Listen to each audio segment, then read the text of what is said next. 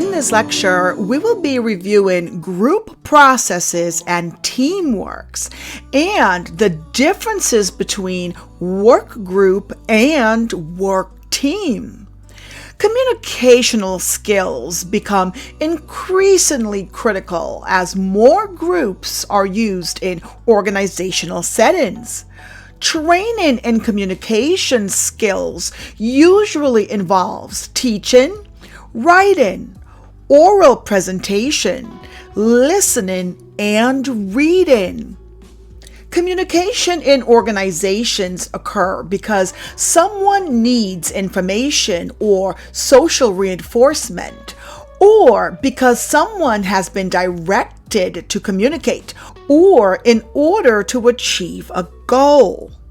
The study of communication in organizations is closely linked to the study of groups in organizations. As you communicate with others, you form bonds that result in groups being formed. Work groups generally consist of at least 2 employees who interact socially to meet a specific organizational goals. Some of these groups are formally defined by the organization, and others are informal groups that develop along with or in place of formal groups. Now let us break this down a little. We need to understand the differences between a work group versus work team. Work groups and work teams are similar in that both have a formal assignment from the organization. The work effect of a member of a work group does not depend on the other members.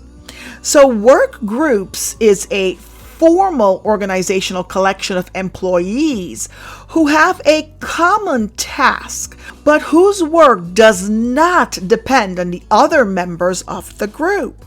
For example, the psychology department in a college is a work group, but each faculty member teaches his or her own classes independently from one another.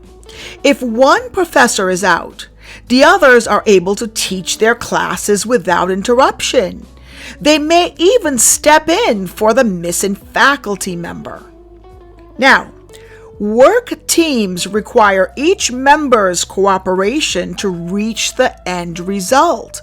One of the simplest examples of a work team is an assembly line where the work of each person depends on the work of the previous person. So work team is a formal organizational collection of employees in which each person's work affects the other member's work in terms of completing the task.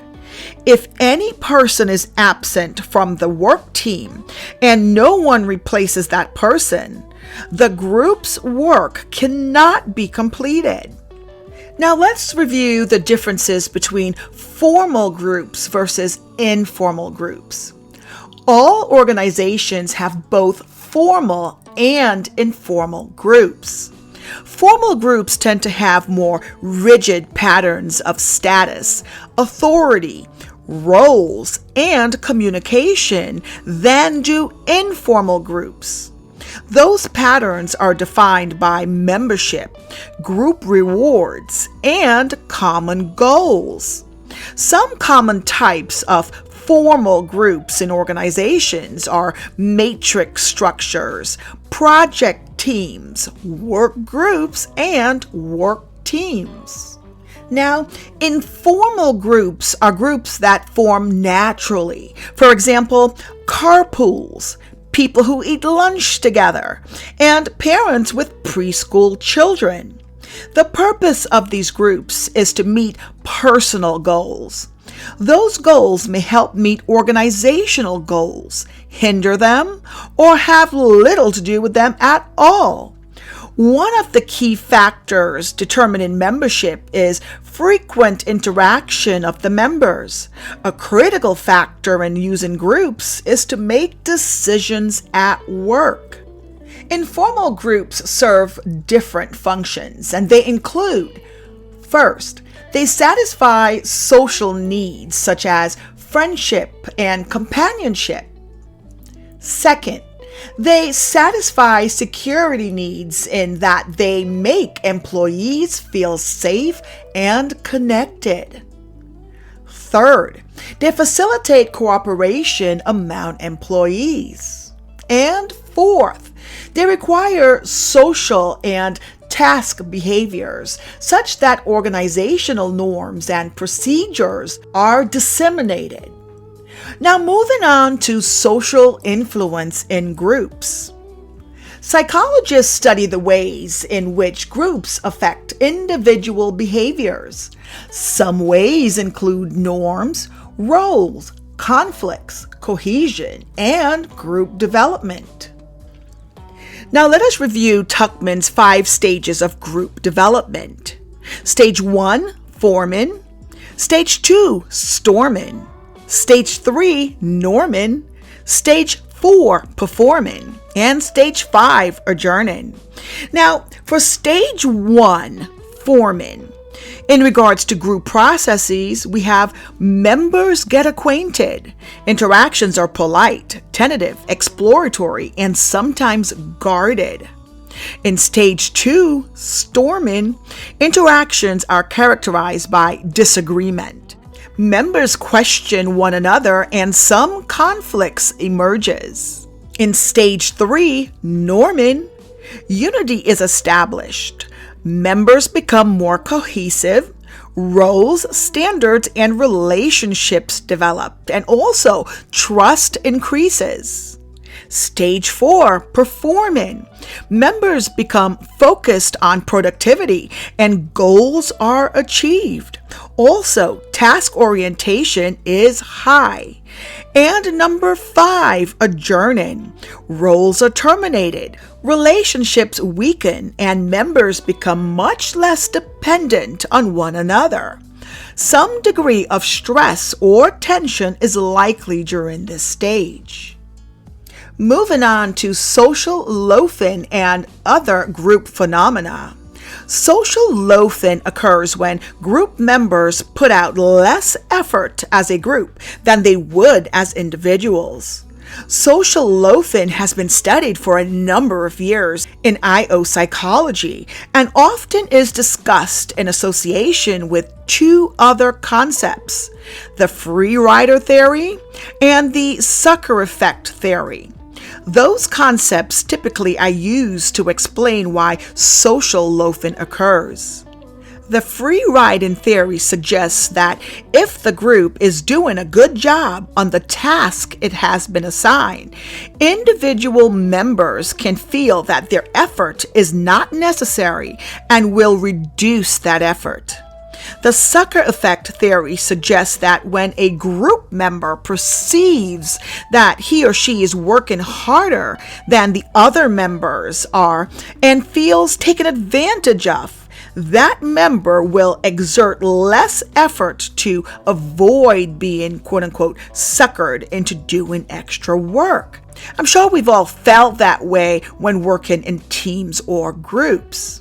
Now, group polarization is the shift of a group to a more extreme position than the individual member's position. Originally was studied as the risky shift phenomenon. The risky shift phenomenon suggests that groups will make a commitment to decisions involving greater risk rather than to the average of the decision risks that would be made individually. Although research confirmed this phenomenon, it is also found evidence for a cautious shift phenomenon in which group decisions were more conservative in terms of risk than were the decisions made by individuals. Next, we have group cohesion, which often is defined by the strength of the motivation of the group members to remain part of the group. Several different types of group cohesiveness can be found in work groups. In groups that are high in social cohesiveness, members want to extend discussions and engage in conversation. In highly task cohesive groups, the members want to complete the task quickly and efficiently. The general feeling in such highly cohesive groups is one of cooperation, with most behaviors directed towards group unity.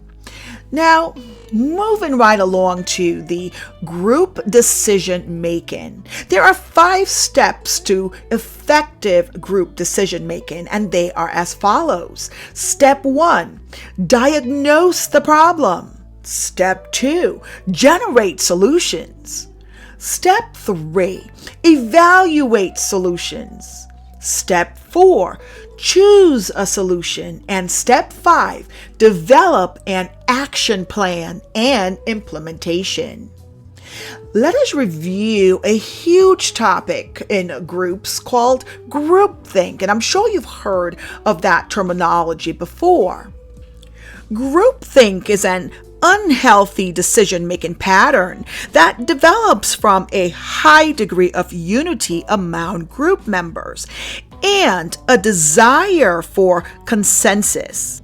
Among the factors that most often lead to groupthink are a great deal of group cohesiveness, and that is the us against them feelings, a lack of outside sources of information, a leader who expresses strong feelings about particular solutions, a lack of decision-making procedures, group members who are similar to one another, the perception of threats from outside sources, a belief that no better solutions are available, problems in the current decision-making process, and moral questions raised by the problem itself. When groupthink controls the group decision-making process, there is a very low probability that a successful decision can be made. To avoid groupthink in the decision-making process, Woodruff and Janis made a number of suggestions for stopping groupthink before it starts, and they include the following. First, the kind of thinking that critically evaluates ideas and suggestions should be rewarded. Second, the larger group should be divided into smaller groups to evaluate the solutions, and group members should be encouraged to seek out more information individually from outside sources and experts to bring back to the group. Third, the leaders, who should be in control of the group and guide the procedures of the group in decision making, should at the same time remain impartial and not promote a particular decision. And 4, if time permits, the group should hold a quote-unquote second chance meeting to reconsider the alternatives if rejected, or try out the decision on a pilot basis, such as testing a new marketing approach in only one demographic area rather than the entire country. Now let us once again review the difference between work group versus work team. Work group is a formal organizational collection of employees who have a common task, but whose work does not depend on other members of the group.